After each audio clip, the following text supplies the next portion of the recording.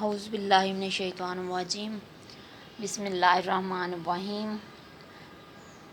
آج بڑھتے ہیں اپنے دوسرے لیکچر کی طرف۔ آج ہم دوسرے لیکچر میں سیاق و سباق کے حوالے سے تشریح کریں گے۔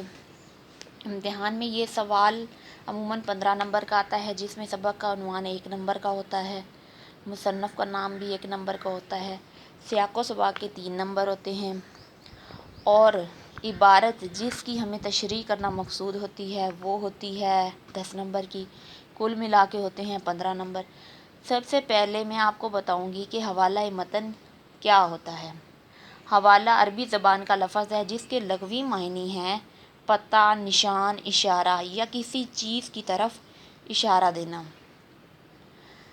متن کیا ہے؟ متن بھی عربی زبان کا لفظ ہے جس کے لغوی معنی ہیں کتاب کی اصل عبارت۔ سیاق و سباق بھی عربی زبان کا لفظ ہے جس کے معنی ہیں بات یا عبارت کا آگا پیچھا جس سے پوری عبارت یا بات سمجھ میں آ جائے۔ تشریح بھی عربی زبان کا لفظ ہے جس کے معنی ہے کھول کر بیان کرنا، یعنی دی گئی عبارت کو آسان اور سہل الفاظ میں بیان کرنا۔ اب بڑھتے ہیں اپنے پیراگراف کی طرف، جو کہ کچھ اس طرح سے ہے۔ خدا کی محبت کا اہل اور اس کے پیار کا مستحق بننے کے لیے ہر مذہب نے ایک ہی تدبیر بتائی ہے، اور وہ یہ ہے کہ اس مذہب کے شارع اور طریقے کے بانی نے جو عمدہ نصیحتیں کی ہیں ان پر عمل کیا جائے، لیکن اسلام نے اس سے بہتر تدابیر اختیار کی ہیں۔ اس نے اپنے پیغمبر کا عملی مجسمہ سب کے سامنے رکھ دیا ہے اور عملی مجسمے کی پیروی اور اتباع کو خدا کی محبت کا اہل اور اس کے پیار کا مستحق بننے کا ذریعہ بتایا ہے۔ چنانچہ اسلام میں 2 چیزیں ہیں، کتاب اور سنت۔ کتاب سے مراد خدا کے احکام ہیں جو قرآن مجید کے ذریعے سے ہم تک پہنچے ہیں، اور سنت کے لغوی معنی ہیں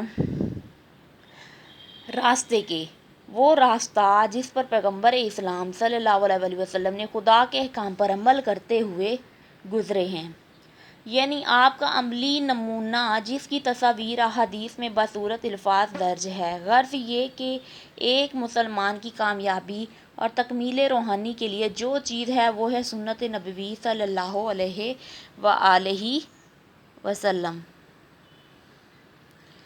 زیر تشریح عبارت میں مصنف لکھتے ہیں، دنیا کے تمام مذاہب نے اللہ تعالیٰ کی محبت اور خوشنودی کے حصول کا ایک ہی طریقہ بتایا ہے۔ کیا بتایا ہے؟ ایک ہی طریقہ بتایا ہے، اور اس پر عمل کیا جائے۔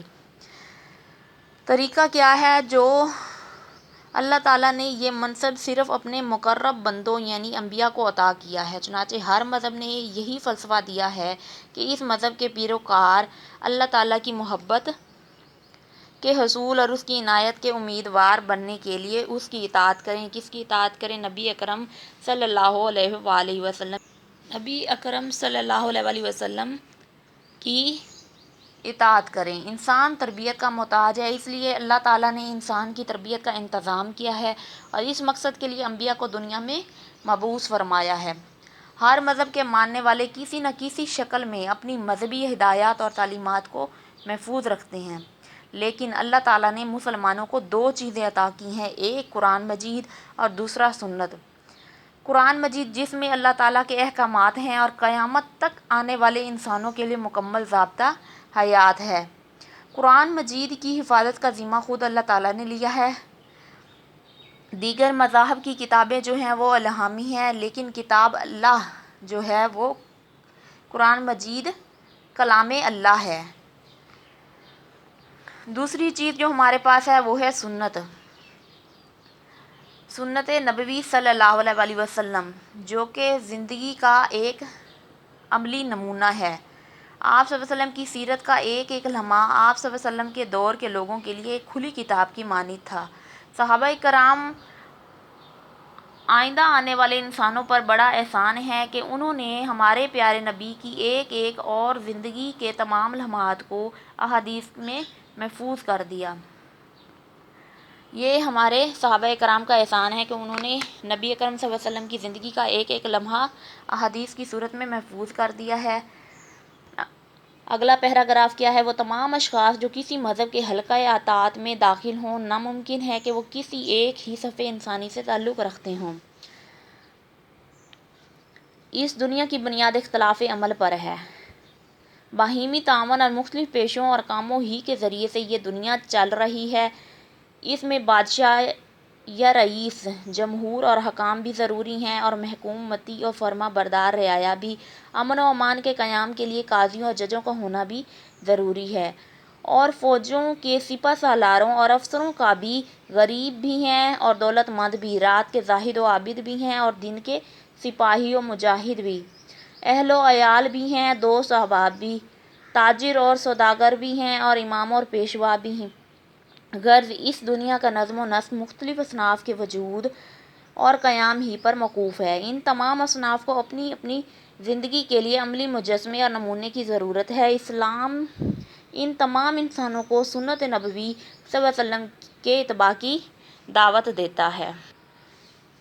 زیر تشریح عبارت میں سید سلیمان ندوی کہتے ہیں کہ وہ تمام اشخاص جو کسی مذہب کو اختیار کریں، ان کے لیے یہ بات ناممکن ہے کہ وہ عادات و اطوار، صلاحیتوں اور مزاج کے لحاظ سے ایک جیسے ہوں۔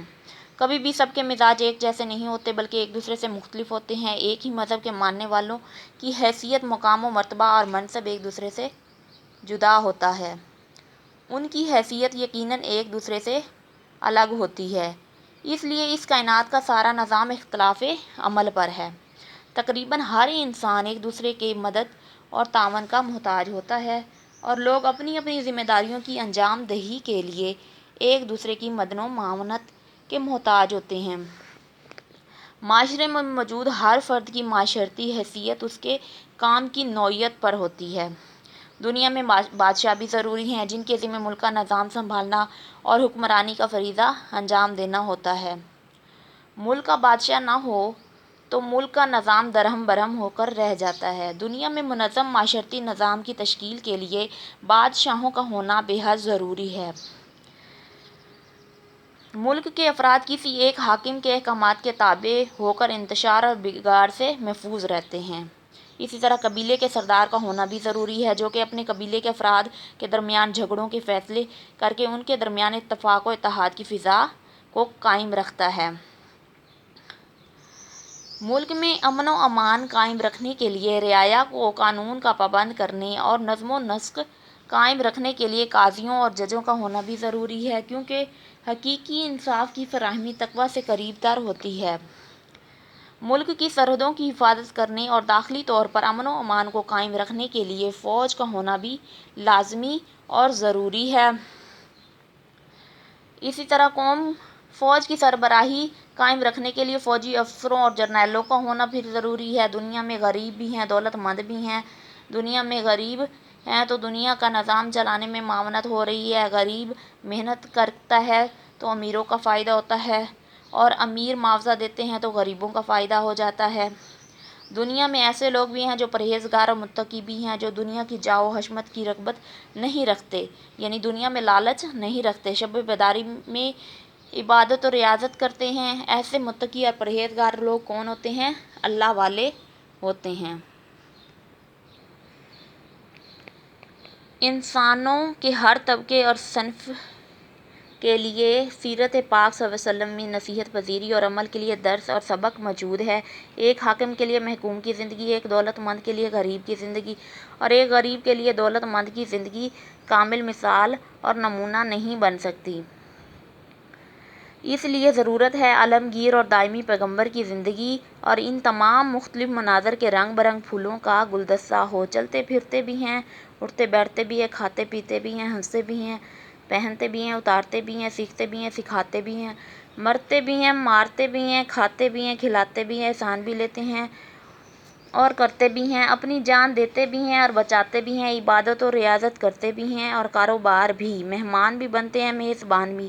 ہمیں ان تمام امور میں جو ہمارے مختلف افعال جسمانی سے تعلق رکھتے ہیں کے لیے عملی نمونے کی ضرورت ہے، اور وہ نمونہ کیا ہے؟ پاک پیغمبر صلی اللہ علیہ وسلم کی سیرت طیبہ ہے، جس پر ہم عمل کر کے دنیا اور آخرت میں کامیابی حاصل کر یعنی تمام انسان آپ صلی اللہ علیہ وسلم کی سیرت پاک سے نصیحت اور سبق حاصل کر سکتے ہیں اور اپنی بے کیف اور بے نور زندگی کو آپ صلی اللہ علیہ وسلم کے نور اعمال سے منور کر سکتے ہیں۔ معاشرے میں مختلف خیالات اور احساسات اور جذبات کے حامل لوگ ہوتے ہیں، نیز معاشرے میں مختلف درجات اور مختلف طبقات اور گروہوں پر مشتمل لوگ بھی ہوتے ہیں۔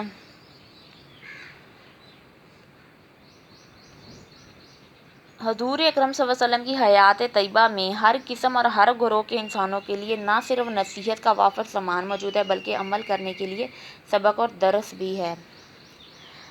اس لیے کہتے ہیں کہ ایک حکمران کے لیے محکوم کی زندگی کامل مثال اور نمونہ نہیں بن سکتی، کیونکہ حاکم کے مزاج میں حکمرانی ہوتی ہے، اسے حکم دینا آتا ہے، اور حاکم جس ماتحت سے حکم منواتا آیا ہو اسے اپنے لیے نمونہ نہیں بنا سکتا۔ انسانی نفسیات ہے کہ وہ اسی شخص کو اپنے لیے نمونہ بناتا ہے جس سے وہ متاثر ہو، یعنی ایک حاکم بھی مثال نہیں بن سکتا۔ حاکم اپنے سے بالا تر حاکم سے ہی متاثر ہوتا ہے، نہ کہ اپنے ماتحت سے۔ اسی طرح ایک دولت مند کے لیے غریب کی زندگی کامل مثال اور نمونہ نہیں بن سکتی، کیونکہ دولت مند کے پاس بے پناہ وسائل ہوتے ہیں اور وہ وسائل نہ ہونے کے برابر، جبکہ غریب کے پاس وسائل کم اور مشکلات زیادہ ہوتی ہیں۔ اس لیے امیر آدمی غریب کی مصائب والی زندگی پر ترس تو کھا سکتا ہے، نمونہ نہیں بن سکتا۔ غریب آدمی بھی امیر آدمی کی زندگی کو نمونہ اور مثال نہیں بنا سکتا۔ اس لیے ایسی ہستی کا ہونا انتہائی ضروری تھا جو دنیا کے تمام انسانوں کے لیے رہبر اور رہنمائی کا فریضہ سر انجام دے سکے، اور وہ زندگی ہے آپ صلی اللہ علیہ وسلم۔ آپ صلی اللہ علیہ وسلم کی سیرت پاک کو ایک گلدستے سے تشبیہ دی گئی ہے۔ گلدستہ مختلف پھولوں کا مجموعہ ہوتا ہے، ہر انسان کی پسند اور دوسرے انسان سے جدا ہوتی ہے۔ کیا ایک انسان کی پسند دوسرے انسان سے جدا ہوتی ہے؟ کوئی گلاب کے پھول کو پسند کرتا ہے تو کوئی چنبیلی کو۔ چنانچہ گلدستے میں ہر طرح کے پھول جو ہیں وہ مل جاتے ہیں۔ اسی طرح آپ صلی اللہ علیہ وسلم کی سیرت پاک بھی گلدستے کی مانند ہے، ہر عمر، ہر طبقہ اور ہر پیشے کے حامل آپ صلی اللہ علیہ وسلم کی سیرت کو نمونہ بنا کر کامیاب زندگی گزار سکتا ہے۔ عزم و استقلال، شجاعت، صبر، شکر، توکل، رضا، تقدیر، مصیبتوں کی برداشت، قربانی، قناعت، استغنا، ایثار اور جود و تواضع، خاکساری، مسکنت، نشیب و فراز، بلند و پست، تمام اخلاقی پہلوؤں کے لیے جو مختلف انسانوں کو مختلف حالتوں میں یا ہر انسان کو مختلف صورتوں میں پیش آتے ہیں، ہمیں عملی ہدایت اور مثال کی ضرورت ہے جو پیغمبر اسلام کی سوانے میں مل سکتی ہے۔ کہاں سے مل سکتی ہے؟ پیغمبر اسلام کی سوانے میں مل سکتی ہے۔ ہر انسان کو اپنی زندگی میں مختلف کیفیات، جذبات سے واسطہ پڑتا ہے، اسے احساسات اور جذبات کے کئی روپ دیکھنا پڑتے ہیں۔ کبھی اسے اپنے معاملات کے نپٹانے میں بڑی جرأت اور ثابت قدمی کا مظاہرہ کرنا پڑتا ہے، یعنی بعض دفعہ انسان کو میدان جنگ میں بہادری اور دلیری کے جوہر دکھانے پڑتے ہیں تاکہ دشمن کا مقابلہ ڈٹ کر کیا جا سکے اور جہاد جیسا عظیم فریضہ احسن طریقے سے انجام دے سکے۔ بعض دفعہ نامساعد حالات کی تلخی پر انسان کو صبر کا دامن پکڑنا پڑتا ہے۔ اگر صبر نہ کیا جائے تو حالات مزید بگڑ جاتے ہیں اور اللہ تعالیٰ بھی صبر کرنے والوں کا ساتھ دیتا ہے۔ بعض دفعہ اللہ تعالیٰ انسانوں کو نعمتوں سے سرفراز کر دیتا ہے، ایسے میں اللہ تعالیٰ کا شکر ادا کرنا پڑتا ہے۔ کبھی کبھار زندگی میں ایسے مراحل بھی آ جاتے ہیں کہ جب دنیا کے تمام اسباب اس کے حق میں ناکارہ ہو جاتے ہیں تو توکل کا سہارا لینا پڑتا ہے، اللہ کی رضا پر راضی رہنا اور اللہ کی رضا کو اپنی رضا تسلیم کرنا۔ بعض دفعہ انسان بے پناہ مشکلات اور مصائب کا شکار ہو جاتا ہے، ایسے میں اسے مشکلات اور مصائب کو تقدیر کا لکھا تصور کر کے برداشت سے کام لینا پڑتا ہے۔ بعض اوقات انسان کو اپنے مال و دولت اور جذبات اور احساسات کی بھی قربانی دینا پڑتی ہے، پھر ایسے نامساعد حالات کا شکار ہونا پڑتا ہے کہ تمام نعمتوں سے محروم ہو جاتا ہے۔ وہ مجبور اور بے کس ہوتا ہے کہ وہ تھوڑی چیز پر راضی اور خوش رہے، بعض اوقات انسان کو تمام تکالیف اور پریشانیوں کو خندہ پیشانی سے برداشت کرنے کی ضرورت پیش آتی ہے اور شان بے نیازی کا مظاہرہ کرنا پڑتا ہے۔ جب اللہ تعالیٰ اسے بے پناہ مال و دولت عطا کرتا ہے تو اس کے اندر سخاوت کا جوہر پیدا ہو جاتا ہے۔ بعض اوقات انسان کے پاس کچھ بھی نہیں ہوتا، ایسی حالت میں خود بھوکا رہ کر مہمانوں اور دوسروں کی خاطر اور مدارت کرتا ہے۔ المختصر، آپ صلی اللہ علیہ وسلم کی سیرت پر عمل کر کے مادی مسائل بھی حاصل ہوتے ہیں اور روحانی مسائل کے لیے بھی بھرپور رہنمائی مل سکتی ہے۔